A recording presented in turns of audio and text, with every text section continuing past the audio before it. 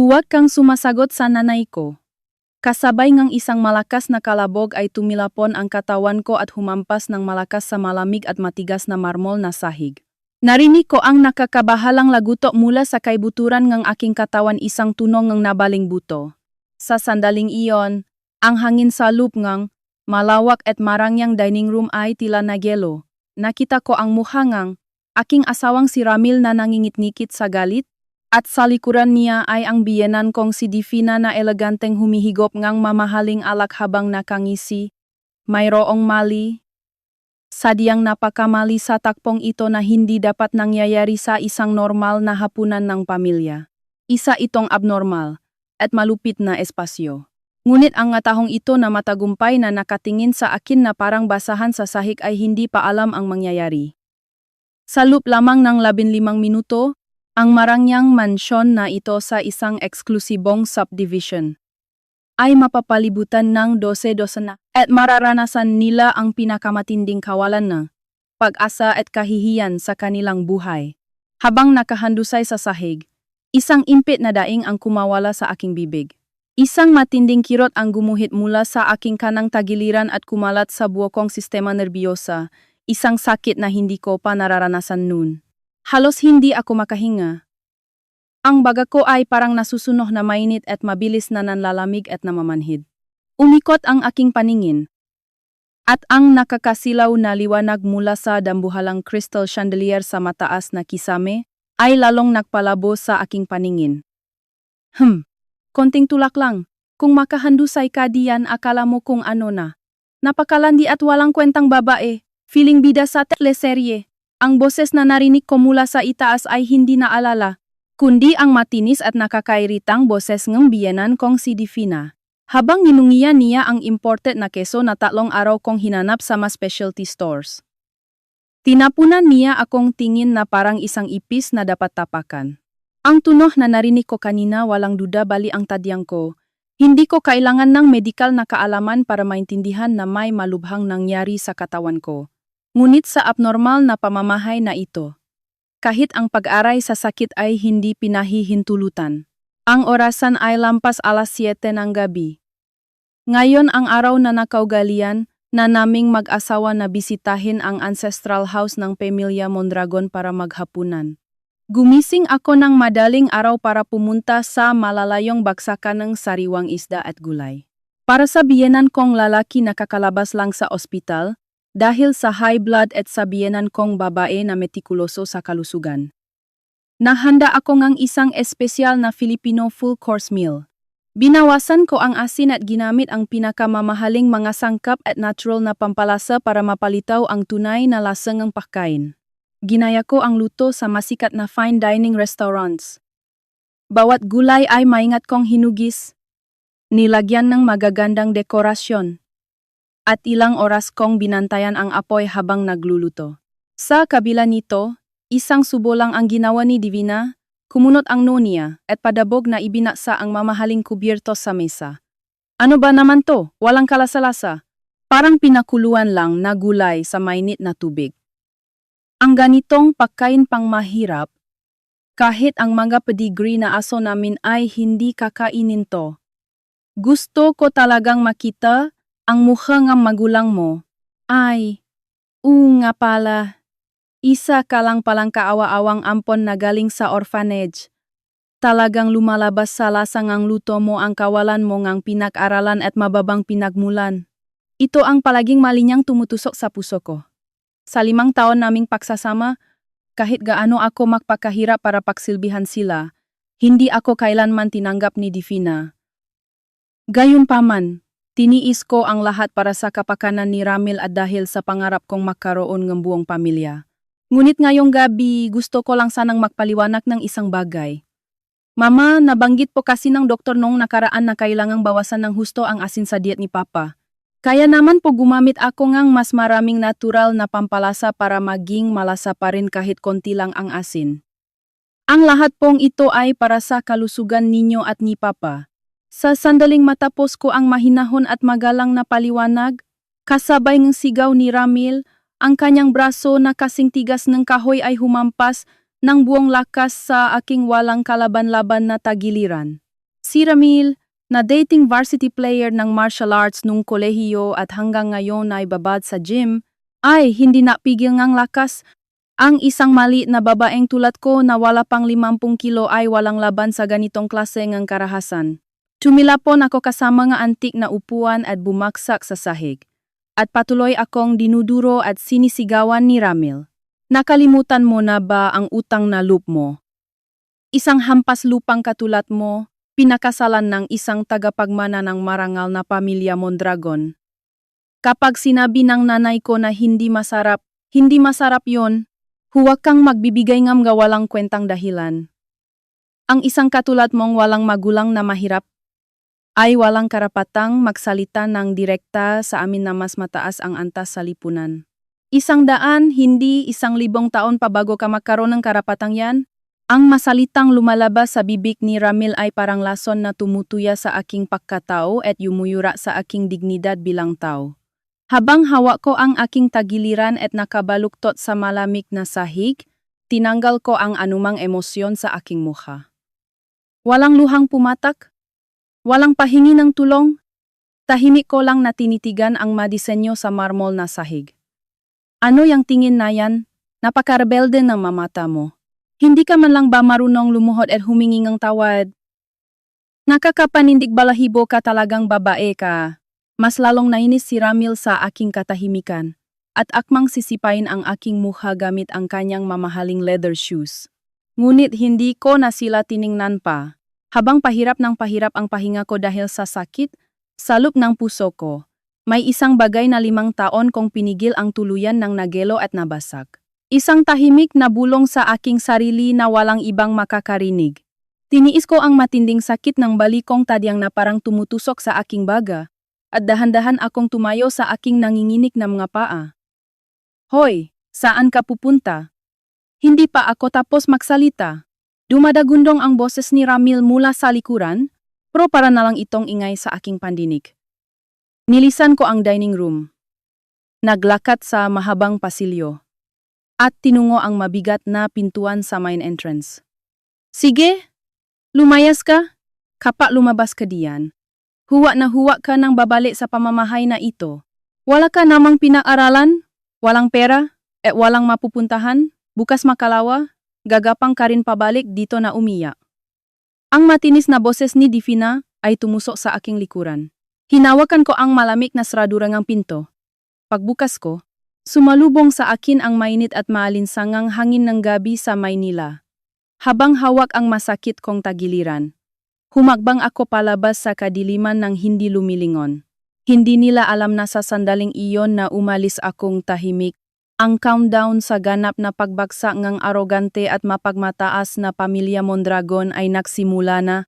At wala nang makakapigil dito. Ang mainit na hangin ay humahampas sa aking manipis na damit.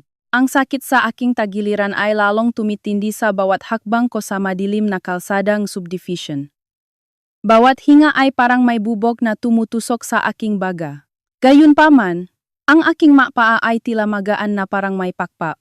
Ang pakiramdam ng kalayaan mula sa marangyang bilangguan na puno ng antique furniture at mamahaling gamit na tinatawag na tahanan ng Mondragon ay mas nangingibabaw kaysa sa pisikal na sakit. Kung babalikan ang 5 taon na ang nakakaraan, ang lahat ay isang planadong trahedya. Noong bagong kasal kami ni Ramil, napanggap siyang isang mabait at magalang na ginoo, ibang-iba sa kung sino siya ngayon.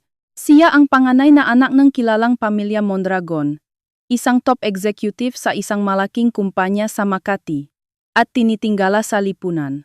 Samantalang ako, lumaki sa ampunan, walang kamag-anak, at pagkatapos ng high school ay nagtrabaho sa iba't ibang raket para mabuhay isang hamak na bato sa kalsada. Para sa akin na walang kinalaman sa marangyang mundo, ang kanyang gepasyonadong proposal ay parang himala sa pelikula. Ngunit ang kabaitan na iyon ay isa lamang bitag para ilagay ako sa ilalim ng kanilang ganap na kontrol at gamitin bilang isang sunod-sunuran na alipin. Pagkatapos ng marangyang kasal, sa araw na tumapa ako sa mansyon ng mga Mondragon, nagbago agad ang ugali ni Ramil. Makinig kang mabuti.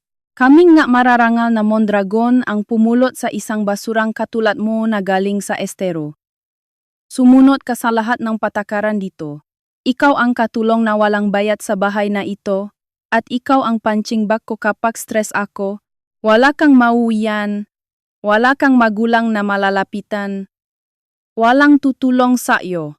Tandang-tanda ko pa ang mga salitang ito na idinura ni Ramil habang binubuhusan ako nga mahaling red wine sa ulo noong bagong kasal kami. Ganon din ang biyenan kong si Divina. Kahit linisin ko ang buong mansyon, labhan ang tamba na damit, at magluto ang pagkaing pang-restauran, palagi siyang naghahanap ng butas at paulit-ulit akong iniinsulto. Nakakairita talaga ang bagal mong kumilos.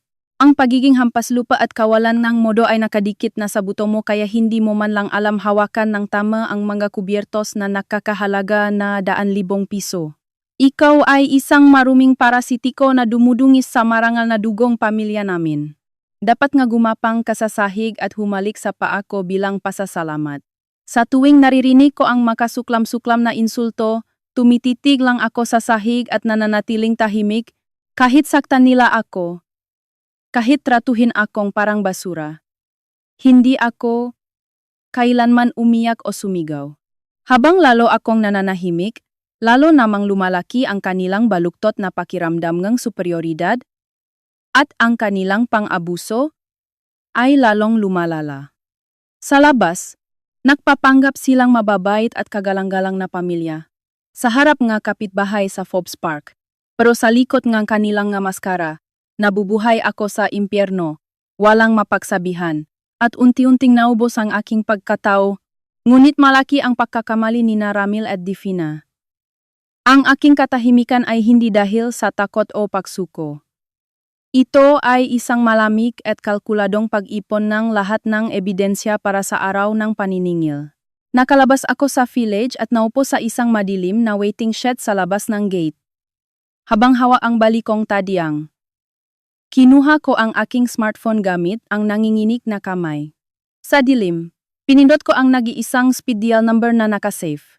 Isang ring lang at nasagot agad ang tawag. Ako to. Oh, ayon sa plano. Kakalabas ko lang ng bahay nila. Oh, sinaktan nila ako. Bali ang tadyang ko. Opo. Ang recording sa nakalipas na 5 taon. Medical certificates. At data ng mga illegal na transaksyon. Nasa akin na ang lahat ng matibay na ebidensya. Kampantang kamiya na nasa celebrate ng kanilang tagumpay. Sabi ko sa mahinahon. Ngunit determinadong boses.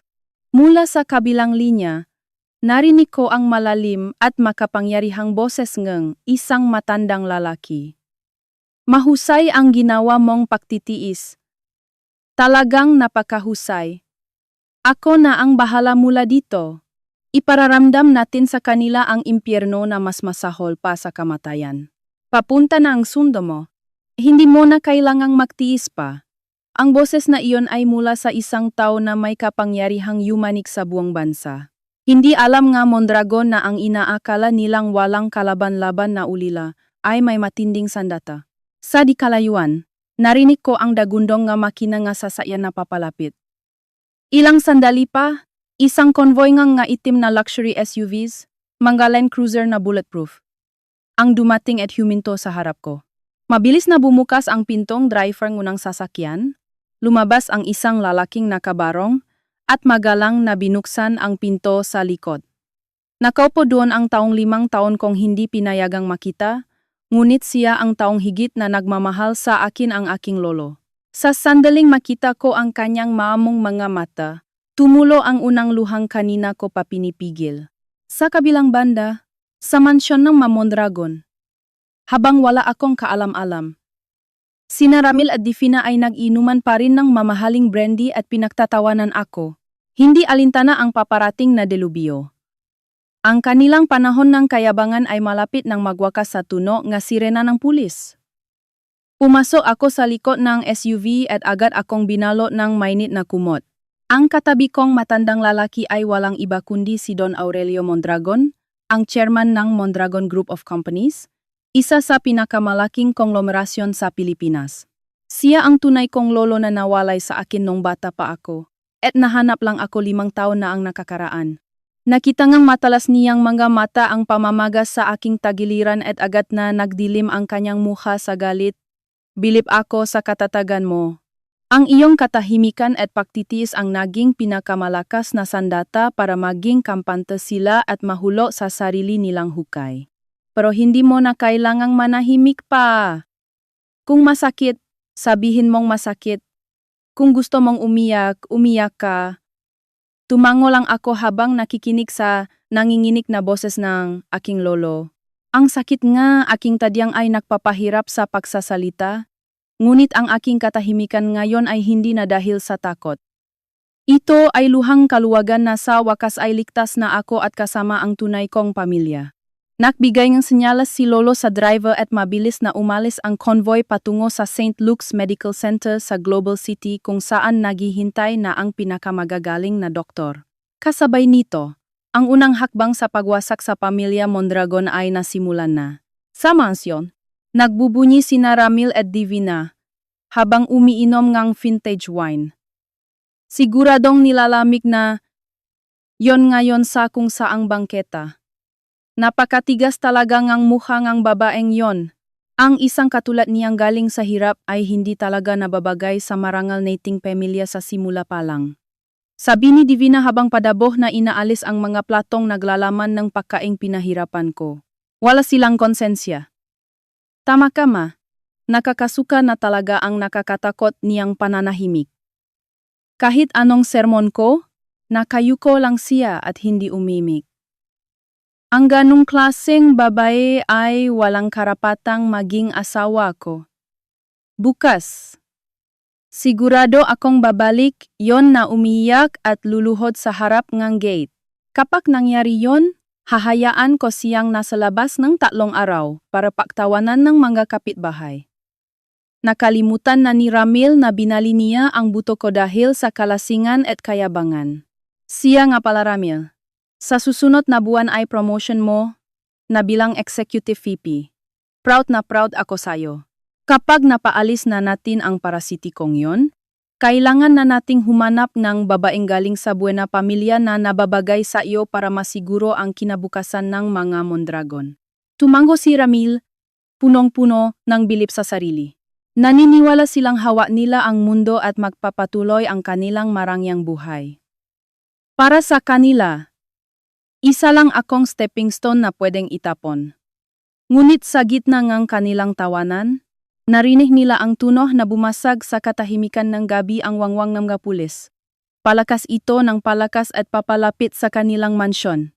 Sa una, akala ni Ramil ay sa main road lang ito, pero nang mapansin niya ang damingang sirena at ang direksyon nito, unti-unting nawala ang ngiti sa kanyang malabi. Ano ba yan? Ang ingay naman. May sunog ba sa malapit? Tanong ni Ramil habang ibinababa ang baso ng ala. Biglang lumiwanag ang buong dining room ng pula at asul na ilaw na tumatagos sa malalaking bintana. Ang ilaw ng mga sirena ay huminto mismo sa tapat ng gate ng Mondragon. Hindi lang isa o dalawa, kundi mahigit 10 sasakyan ng pulis ang dumating. Narinig ang malalakas na yabag at pagbubukas sa nga pinto. Ramil, anong nangyayari sa labas? Tingnan mo nga. Nangingini na ang boses ni Divina. Tumayo si Ramil, nainis at pumunta sa pinto. Sino ba yang magaistorbong yan? Gabing-gabi na nambubulabo pa. Siguro may ginawang kalokohan yung squatter sa kabilang kalsada. Pahawa niya sa seradura ng pinto. Bigla itong kinalampak ng malakas mula sa labas. Buksan niyo to.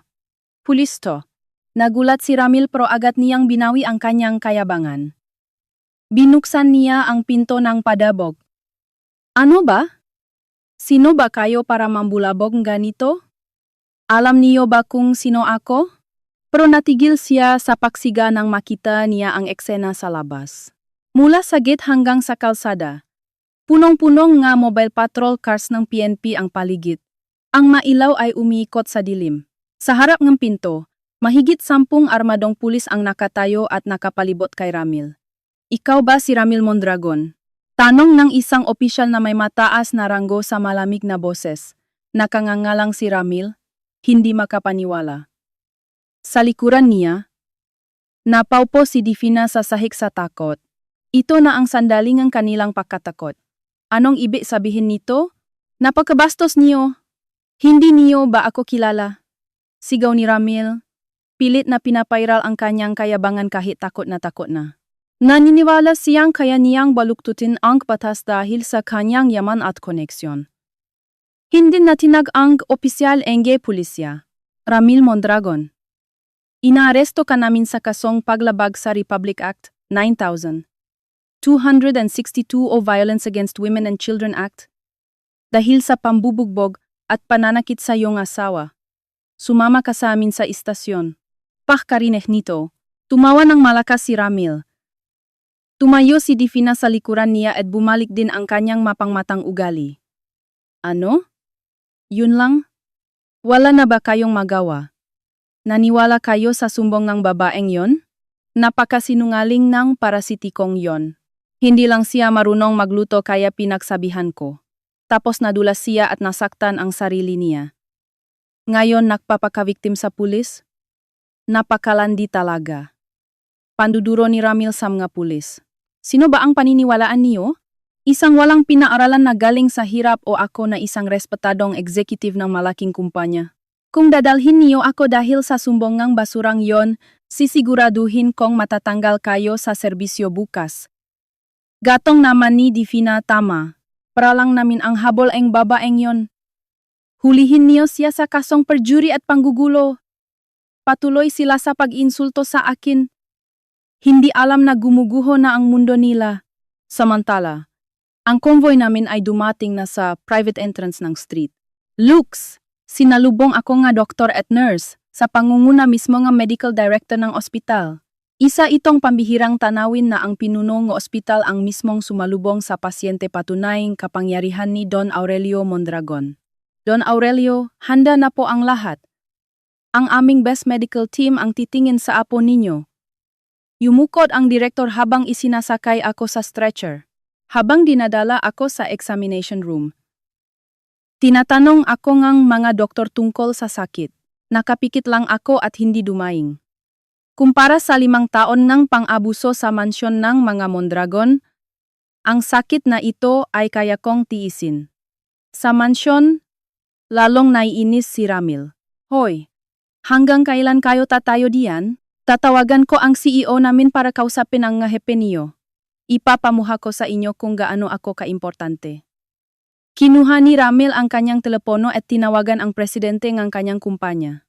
Pagkasagot ng telepono, biglang bumait ang boses niya. Hello sir? Pasensya na po sa abala. Si Ramil Mondragon po ito. May mga pulis po kasing nanggugulo dito sa bahay ko. Baka po pwedeng tawagan niyo yung pero pinutol siyang ang sigaw mula sa kabilang linya na naka-loudspeaker. Gago ka? Alam mo ba kung sino ang kinalaban mo? Dahil sa'yo, lahat ng major investors at partners natin ay nag-pull out ng shares nila. Tinatapos ko na ang kontrata mo ngayon din. You're fired. Huwag na huwag ka nang magpapakita sa akin. Naputol ang linya.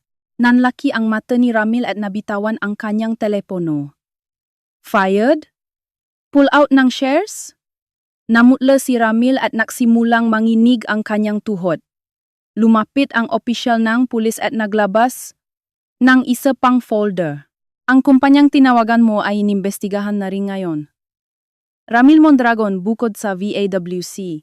May warrant of arrest ka rin para sa kasong plunder, qualified theft, at money laundering. At ang nagbigay sa amin ng matibay na ebidensya ay walang iba kundi nang banggitin ng pulis ang pangalan. Parang tinamaan ng kidlat sina Ramil at Divina. Ang pangalan ng taong pinakamababa ang tingin nila. Ang asawa mo ang nagbigay ng ebidensya. Ang mga kopya ng secret bank accounts, offshore transactions, at recordings ng pangabuso niyo sa loob ng 5 taon na tinipon niya ay nasa amin na. Saglit na natulala si Ramil. Tapos biglang humalahak ng parang baliw. Hahaha, nagpapatawa ba kayo, officer? Yung babaeng yon, yung walang pinaaralan na ampon. Ni hindi nga marunong ma-compute yon simpleng math. Paano niya makukuha ang makumplikadong financial records na kumpanya namin? Impossible. Sumigaw din si Divina, tama. Walang utak ang babaeng yon. Siguro may nag-udyok sa kanya para parahan kami. Gawa-gawa lang yan. Hindi ka panipaniwala?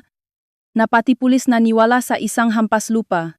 Kinuha ulit ni Ramil ang telepono niya. Sige, kung ayaw niyong maniwala, tatawagan ko ang abogado ko.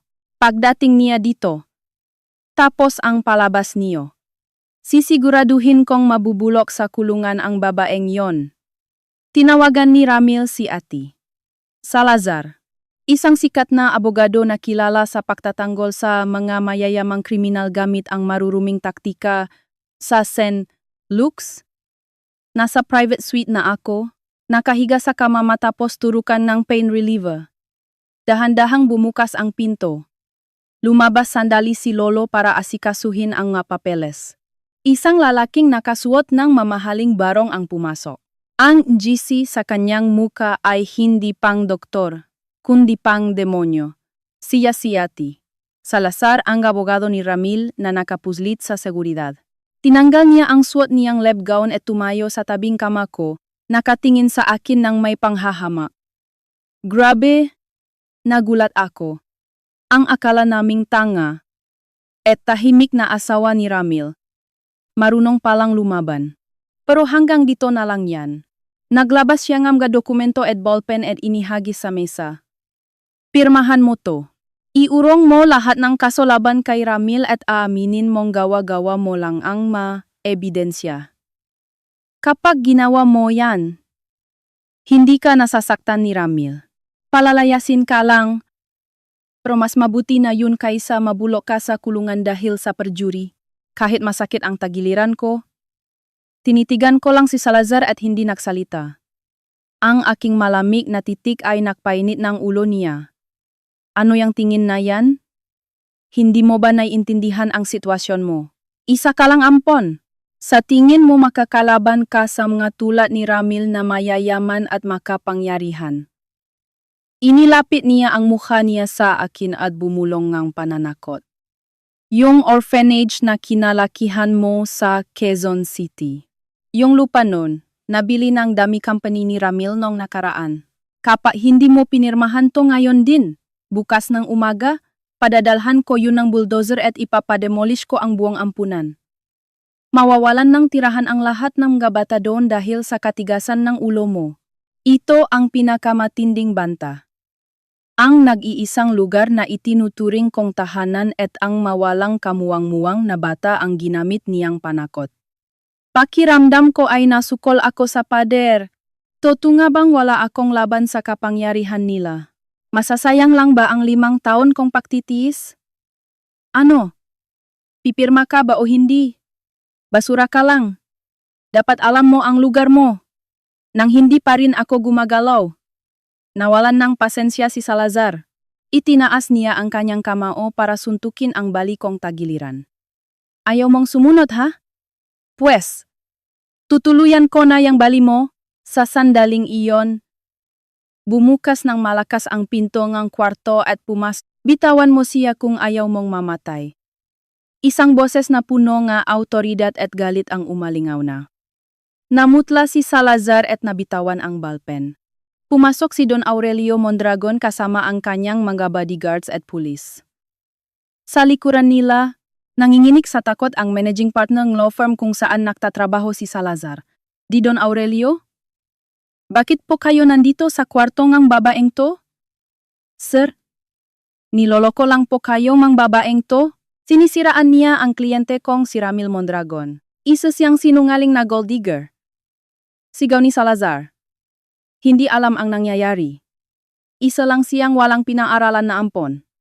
Hindi niyo dapat pinapakinggan ang makatulad niya. Tumahimik ka, gago. Ang sigaw ng aking lolo ay nakpatigil kay Salazar. Agad siyang pinalibutan ng mga bodyguards at pinilipit ang mga braso. Habang namimilipit sa sakit si Salazar, nagsalita si Lolo. Ang tinatawag mong basura at walang pinag-aralan ay ang nag-isang apo ko at ang susunod na chairman ng Mondragon Group of Companies. Apo, chairman, parang nawalan ng hangin si Salazar. Dahan-dahan akong bumangon sa kama. Wala na ang maamong mukha na ipinakita ko sa loob ng 5 taon. Tinitigan ko si Salazar ng malamig at matapang na tingin. Ati, Salazar, Tungkol sa lupa ng orphanage na sinasabi mong nabili ng dami company ni Ramil na Apex Holdings. Ang titulong lupang yon ay pagkaatwalang bisa. Nanlaki ang mata ni Salazar. Paanong alam mo ang pangalan ng dami company? Napaka-komplikado ng istruktura nun para maintindihan ng isang katulad mo. Ngumisi ako ng malamig. Ito ang sikretong itinago kong 5 taon. Magpapakilala ako ulit. Ako si Tala Mondragon. Ang Chief Auditor ng Mondragon Group. Hindi ako walang pinag-aralan. Nagtapos ako sa Wharton School of Business sa Amerika sa edad na 18 at isa akong Certified Public Accountant at abogado. Ang pagpasok ko sa buhay ni Ramil ay parteng isang sikretong investigasyon ng pamilya namin. 5 taon na ang nakakaraan, nadiskubre namin ang malaking halaga ng pera nawawala sa kumpanya. Ang investigasyon ay tumuro sa kumpanya ni Ramil at sa madami corporations na hawak mo, Salazar. Pero masyadong magaling ang pagtatago niyo kaya kailangan namin ng matibay na ebidensya mula sa loop. Kaya nagpanggap akong isang mahirap na ulila at nagpaakit kay Ramil. Alam kong dahil sa kayabangan niya, gusto niyang asawang sunod-sunuran na pwede niyang paglaruan. Yung mabagal kong pagkilos at pagluluto, palabas lang yon para makaroon akong oras. Habang tulog kayo at kampante na tangga ako, hinahack ko ang computer ni Ramil at ang server ng law firm mo para makuha ang lahat ng records ng illegal activities niyo. Ang pananahimik ko ay hindi dahil sa takot. Habang sinasaktan niyo ako, kino-compute ko ang bawat sentimo na ninakaw niyo at binuo ko ang kasong magpapabagsak sa inyo. By the way, ang bank accounts ng law firm mo, na-freeze na ng Anti-Money Laundering Council kanina lang. Yung boss mo sa likod, umamin na sa lahat para bawasan ang sentensya niya. At yung dokumentong pinapapirmahan mo sa akin. Gagawin kong ebidensya yan ng obstruction of justice at coercion. Nawala ang kulay sa mukha ni Salazar. Napaluhod siya sa sahig at sumigaw sa kawalan ng pag-asa. Dalhin niyo na yan. Masyado pang maganda ang kulungan para sa kanya. Utos ni Lolo. Kinalatkad ng pulis si Salazar palabas. Siguradong matatanggalan siya ng lisensya. Pakalis nila. Umupo si Lolo sa tabi ko at hinaplos ang buhok ko. Magaling ang ginawa mo, Tala. Dahil sa sakripisyo mo, nalinis natin ang kumpanya mula sa mga parasitiko. Pero ang tunay na kalbaryo ni na Ramil at Divina ay magsisimula pa lang. Sa mansyon, habang pinalilibutan ng pulis, nakwawala si Ramil. Hindi to, hindi pwedeng mangyari to. Paanong ang isang bobong babae ang makakakuha ng ebidensya laban sa akin? Impossible. Sigaw ni Ramil sa pulis, pero nanatiling kalmado ang opisyal. Sa sandaling iyon, naalala ni Ramil ang aking mga mata. Yung malamig at walang emosyon na tingin kahit sinasaktan niya ako. Napagtanto niya na hindi yon takot. Kundi tingin niyang isang nag-obserba, isang CCTV na nagre-record niyang lahat ng kasalanan niya. Kinilabutan siya. Hindi. Kasalanan tong babaeng yon? Frame up to. Sa sobrang panik, tinulak ni Ramil ang pulis at tumakbo papasok sa loob ng bahay. Ramil, saan ka pupunta? Huwag mong awayin ang pulis. Sigaw ni Divina. Tumakbo si Ramil sa dining room at kumuha ng isang mamahaling fasa. Huwag kayong lalapit. Papatayin ko kung sino man ang lumapit. Para na siyang hayop na nasukol. Tapos, itinuro niya ang kanyang ina. Officer, hindi ako ang may kasalanan. Siya, ang nanay ko ang nag-utos sa akin na magnakaw sa kumpanya. Itong bahay, itong magamit, lahat tugaling sa nakaw na pera na pinagawa niya sa akin. Biktima lang ako dito. Takot ako sa kanya kaya sumunod ako. Ibinenta ni Ramil ang sarili niyang ina para makaligtas. Ramil, anong sinasabi mo? Ikaw ang nakplanong lahat. Namutla si Divina. Hindi makapaniwala na ilalaglag siyang sarili niyang anak. Tumahimik ka. Ikaw ang parasitiko na umubos ng pera ko. Officer, alam ko lahat ng kalokohan ng nanay ko. Pati yung tax evasion ng tatay ko noon ilalabas ko lahat. Basta ako lang ang pakawalan niyo. Nagsimulang maklaklakan ang makina habang nasa loop ng bahay ang mga pulis. Biglang may isang taong lumabas mula sa likuran ng mga pulis. Pakakita nila sa kanya, para silang nakakita ng multo. Tama na ang palabas niyo. Ramil, napakawalang kwenta mong anak. Isang boses na punong galit at lungkot, ang nakatayo doon ay walang iba kundi ang ama ni Ramil, si Don Ernesto, na dapat ay nasa ospital at bedridden dahil sa stroke. Papa, paanong? Akala ko ba hindi ka makagalaw? Gulat na gulat si Ramil. Ang sakit ko ay isang palabas lang na plinano namin ni Tala at Don Aurelio para mahuli kayo sa akto, malamig na sabi ni Don Ernesto. Araw-araw, nagluluto si Tala ng masustansyang pagkain para sa akin, habang tinatrato niyo siyang parang basura. Nakikita ko at naririnig ko ang lahat. Sa revelasyon na ito, tuluyang nawasak ang mundo ni Ramil. Akala nila sila ang hari at reyna. Pero sila pala ang pinaglalaruan sa loob ng 5 taon. Tapos na ang lahat. Ramil, Divina, simula sa araw na ito, itatawil ko na kayo bilang pamilya. Wala na kayong karapatan sa pangalang Mondragon. Ang deklarasyon ni Don Ernesto ay parang hatol ng kamatayan. Sa sobrang desperasyon, nabitawan ni Ramil ang vaso at nabasag ito. Hindi. Hindi pwedeng mangyari to. Hindi niyo pwedeng tapusin ang buhay ko ng ganito. Sa sobrang pagkawala sa sarili, dumampot si Ramil ng kutsilyo sa mesa at itinutok ito sa sarili niyang ina. Walang gagalaw. Kapag lumapit kayo, gigilitan ko salig ang babaeng to. Ginawang hostage ni Ramil si Divina para makatakas. Ramil! Anak! Anong ginagawa mo? Nanay mo ako. Sigaw ni Divina, nanginginig sa takot. Tumahimik ka. Ikaw ang may kasalanan ng lahat ng to. Dahil sa kayabangan mo kaya nakaganito ako. Isa akong elite. Hindi pwedeng masira ang buhay ko dahil lang sa isang ampon. Ibalik niyo sa akin ang buhay ko. Sigaw ni Ramil habang nanginginig ang kamay na may hawak na kutsilyo. Kitang-kita ang pagkadismaya sa mukha ni Don Ernesto. Ramil, ganyan ka na ba talaga kasama? Pati sarili mong ina gagamitin mo para makaligtas? Tumahimik ka. Kasalanan tong babaeng yon. Kung hindi ko siya pinakasalan edi sana, wala tayo sa ganito, ilabas niyo siya dito. Papaluhurin ko siya at paaminin na nagsisinungaling lang siya. Patuloy sa pagsigaw si Ramil nga insulto laban sa akin. Gusto mo ba talagang makausap siya? Isang boses mula sa likuran ng pulis ang nagsalita. Lumabas ang isang matangkad na lalaking nakasuot ng itim na suit, ang head of security at executive assistant ni Lolo. May hawak siyang tablet. Ramil Mondragon, lahat ng kahihiyan mo ay pinapanut ngayon ng susunod na chairman ng Mondragon Group si Mestala. Itinapat ng assistant ang tablet kay Ramil. Sa screen, nakita niya ako sa ospital. Nakatingin sa kanya ng malamig. Ikaw! Namula si Ramil sa galit nang makita ako sa screen.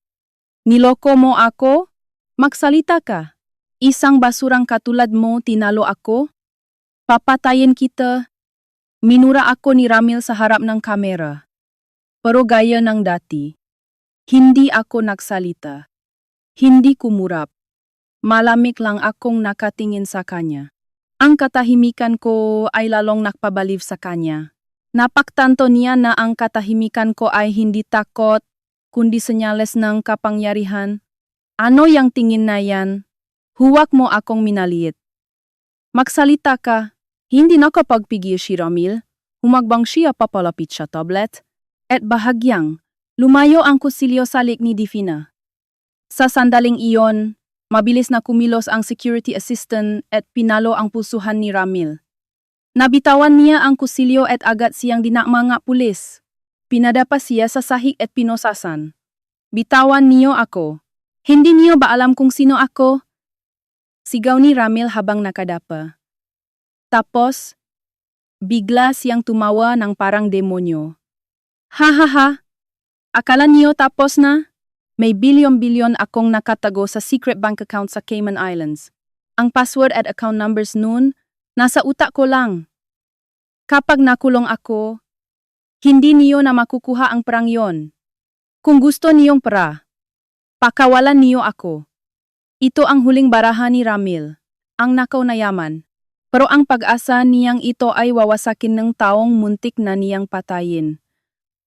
Dahan-dahang tumayo si Divina mula sa sahig, inayos ang kanyang damit, at tiningnan ang anak niya na parang dumi. Talaga bang napakatanga mong bata ka? Ramil, akala mo ba hindi ko alam ang password ng secret accounts mo? Namutla si Ramil. Anong sinasabi mo? Ramil, alam ko na gumawa ka ng secret accounts at gabi-gabi mong tinitipe ang password sa computer mo sa study room. Sa tingin mo ba hahayaan kong solohin mo ang bilyon-bilyong piso? Naglagay akong hidden camera sa kisaming study room mo. Nakuha ko lahat ng password mo. Hindi. Pera ko yon. Pinahirapan kong nakawin yon. Hindi pwedeng mapunta sa iyo. Siga ni Ramil. Tumahimik ka.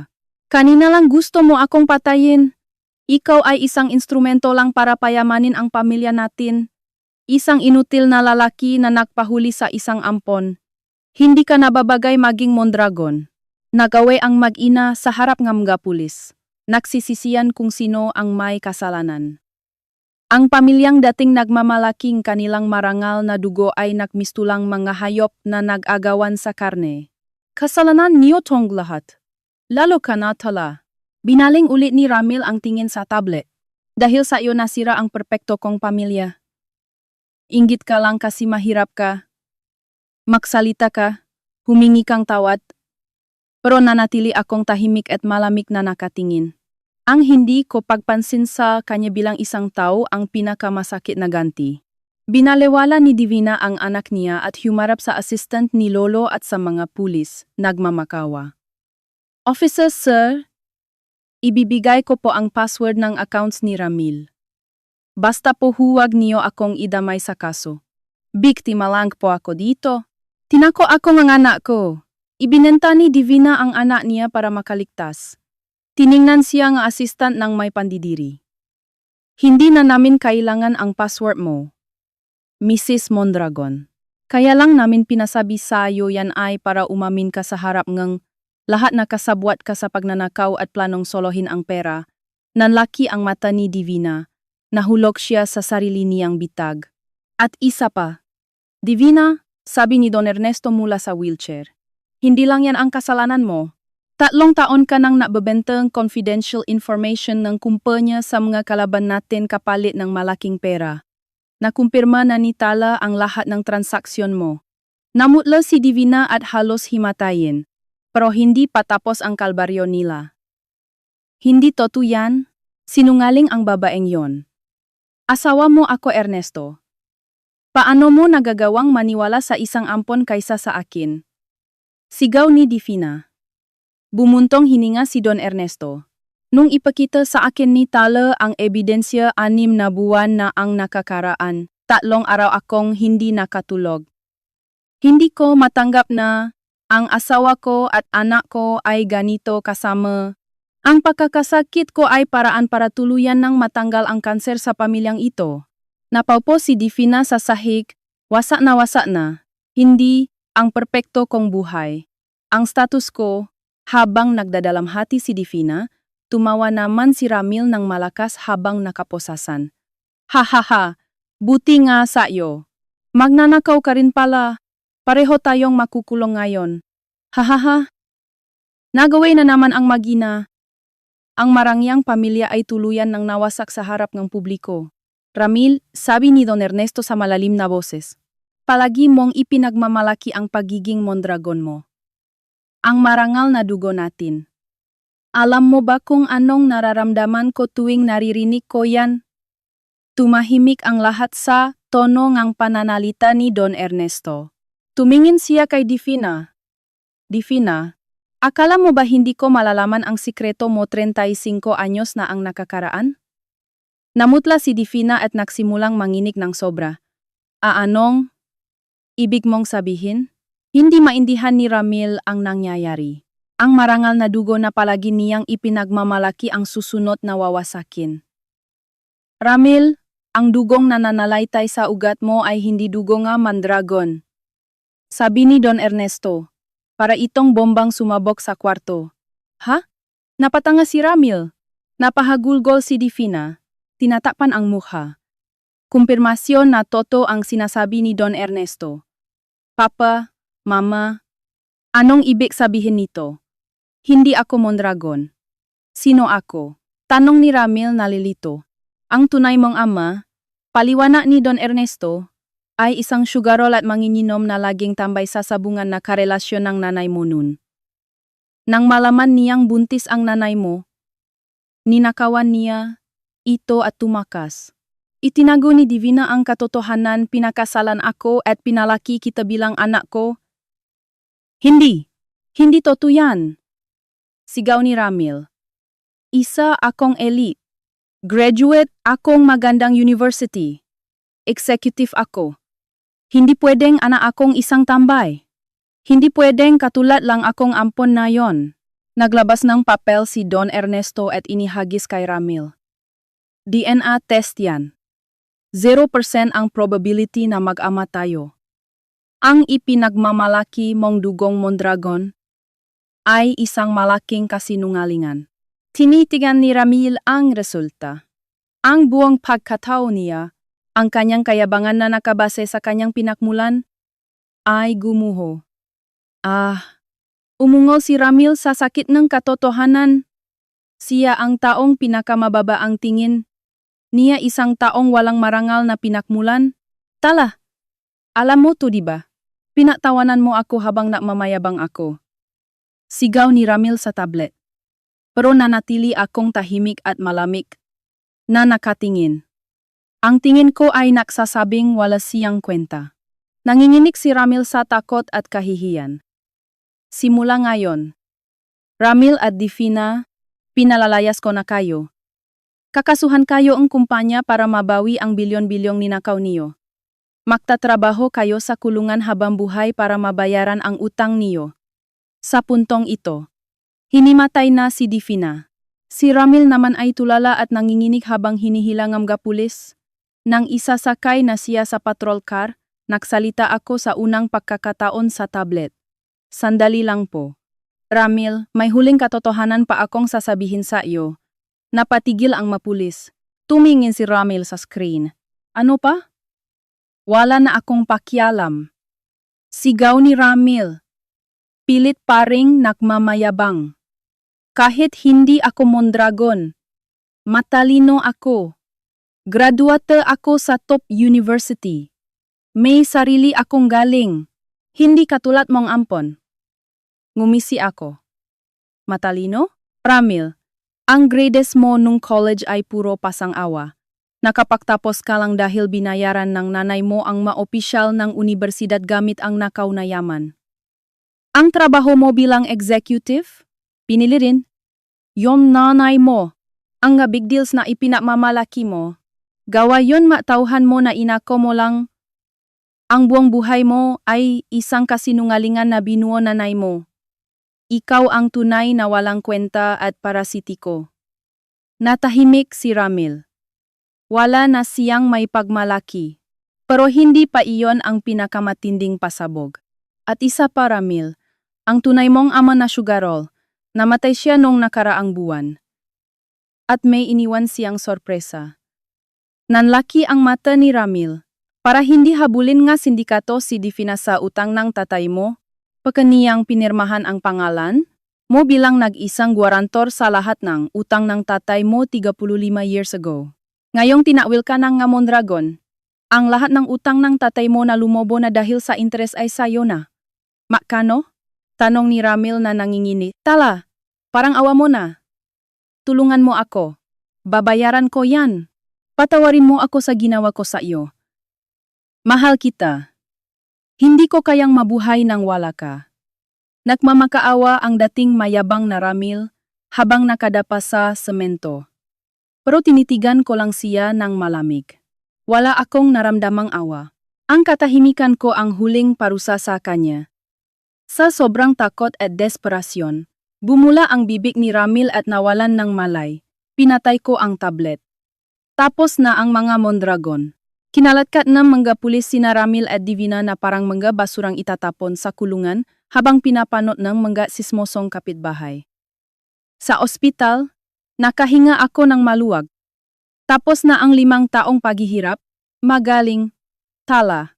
Tapos na ang laban, sabi ni Lolo habang hinahaplos ang ulo ko. Salamat po Lolo, makakapagsimula na akong bagong buhay. May kumatok sa pinto. Pumasok ang isang matandang babay na may dalang bulaklak si Tita Rosa, ang head ng orphanage na kinalakihan ko. Tala, Ana, salamat sa Diyos ligtas ka. Niyakap ko si Tita Rosa at umiyak ako ng umiyak. Ito ang unang pagkakataon na umiyak ako sa loob ng 5 taon. Huwag kang mag-alala Rosa, nabili ng foundation natin ang lupang ampunan. Ligtas na ang mabata, sabi ni Lolo. Nagpasalamat si Tita Rosa habang umiyak. Samantala, sina Ramil at Divina ay nahatulan ngang panghabang buhay na pagkakulong. Si Ramil, na dating mayabang na executive, ay nahing tagalinis ng kubeta sa bilibid. Takot na takot sa mga kapwa niya preso at baon sa utang na hindi niya kayang bayaran. Si Divina naman ay nabaliw sa kulungan. Laging sinasabi na siya ay isang donya at naghahanap ng alak habang pinagtatawanan ng ibang preso. Si Ati Salazar ay natanggalan ngang lisensya at nakulong din. Makalipas ang 1 taon. Nasa penthouse office ako ngang Mondragon Tower sa Makati. Magaling na ako at ako na ang tumatayong vice chairman, kumpanya at head ng foundation para sa mga ulila. Maamtala, ready na po ang board meeting materials. At may padalang drawing ang nga bata sa ampunan para sa inyo. Sabi ngang bago kong secretary na si Lara Montes, ang babaeng napanggap na mistress ni Ramil para tulungan ako. Salamat Lara. Tingnan ko mamaya. Tara na sa meeting. Ngumiti ako at naglakad papunta sa conference room. Wala na ang tahimik at takot na tala. Ako na ngayon ay isang malakas na babae na handang harapin ang kinabukasan, kasama ang tunay kong pamilya at mga kaibigan. Ang sikat na araw mula sa bintana ay sumisimbolo sa bago at maliwanag kong buhay.